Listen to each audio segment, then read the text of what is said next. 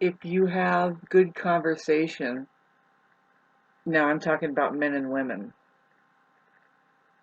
between each other. I guess I should write or make a separate video on autobiography about just, well, first of all, yeah, I could let you in on my, who I am, I guess. Talking about, well, first of all, basically, you generally see that I'm a woman here. And then so,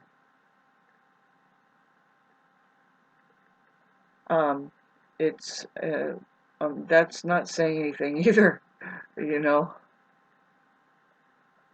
But I'm talking about an embodiment, like a physical aperture, that, of course, is capable of reproducing a whole other human embodiment. We are the producers, I guess, right? The ones who are bringing human life onto the earth, which is a hell of a responsibility, wouldn't you say? If you notice, there is two sexes, right? There's woman and man, and one of them doesn't have to take such responsibility. You know what I mean? They're just like, they could, in one night, they can impregnate a few women. Hell of a subject matter, but good for him, you know what I mean? Or good for them, good for everybody if it's, because we don't know how it all works out. I mean, what if the farm keeps working well still and that's happening? It's an interesting subject matter, like, well, how is it supposed to work here? Well, I am not on this earth. I think I'm put on this earth to see into something, or on a mission. You know how, like, some people see, I'm numerologically, I'm an 11, and so that points at, okay, so I'm an 11 in numerology, so that points at the ascending master, the goose, the goose, the swan, the ugly duckling that turns into a swan, and there's a lot of story about that, and I can definitely agree.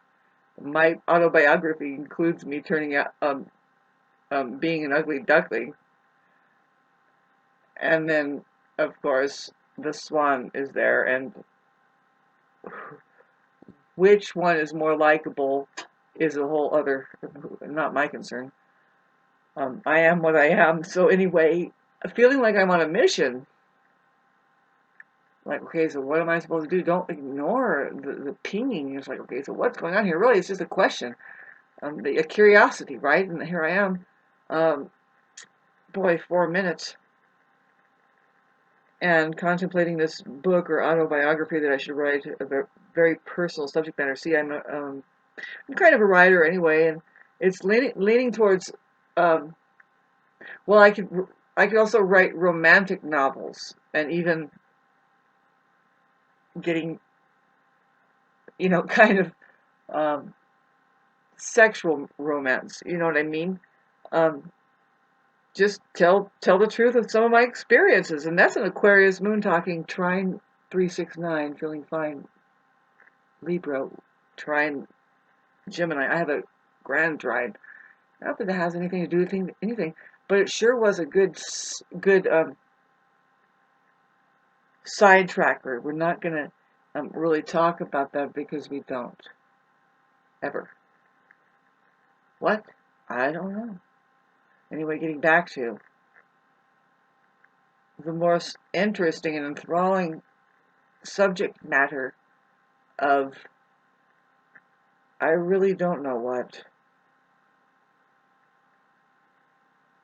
No, I was onto something I was trying to talk about. I guess it's just a big me nowadays. I probably nothing to say, really. Talking about the plague of the world, like, what's the cure? Well, I know there is a cure. And that would be part of my autobiography, is say I was put on this earth to with a profound responsibility as a woman here who is noticing something like, well, can we can we talk? And a lot of women, I love them so much. I love men too. Talking about really I almost was going to say how stupid they are, but really compared to just being purely aware, can you just be present to the moment? Good for you that you're different. Yes, you guys have differences, and don't separate yourselves out too much. That's what I kind of like about me, because I could try and have a tennis match with these fuckers, or at least try and get up there and say, yes, I can fix this lawnmower too. And some things, you'd be surprised, and I'm happen to think all things. It's not so much of playing tennis, I guess. Boys and women and girls, men and women cannot be compared. You shouldn't be comparing even people, women and women. They're all incomparable because they're different, especially men and women. I mean, if they started doing that, the species is in trouble. Just the human organism is now going to go on a downfall. Somebody has to try and come up with an education system that saves them all. Who do you think it will be? The man or the woman? Or is it the child, I am still saying neither one of them are as impressive as just being purely aware. Woo! Do we get out of this amazing pickle where you cannot breathe when we just say, well, what is pure awareness? What is becoming purely aware? Is that real? Yes, I didn't make that up. It's a very age-old thing. It's like, got problems? Yes, well, it's from not being purely aware. You think all these other things. In fact, thinking is one of the things that is causing a hazard to your health overall, and environmentally, spiritually, and physically. Brain ball here can get right in the way. In fact, so there's a way to use it and have it not use you. And it could include the notion that we are men and women at all, or whatever you think, a child or adult or all this stuff. Why can we just let things be what they are and don't label it too much? Didn't that sound crazy? I never thought I would say that in my life, but I understand it now. Why? Well, because there's this other state of just being purely aware. What is that? Well, that's what we're here to access. By the way, it's the main curriculum. We have two types of people here on the planet. It's a big complaint, by the way, and everybody loves when we mention them, and we don't even know what we're talking about. Really, it's the most vague subject, pointing at, say, is there narcissism? And these poor people, getting back to the beginning of the vibrational frequency, is like, you don't really need to get so involved with them. I never cared until now. What? Now, this is probably just a woman's subject. Who cares? Just, men don't care. It's just have sex wherever.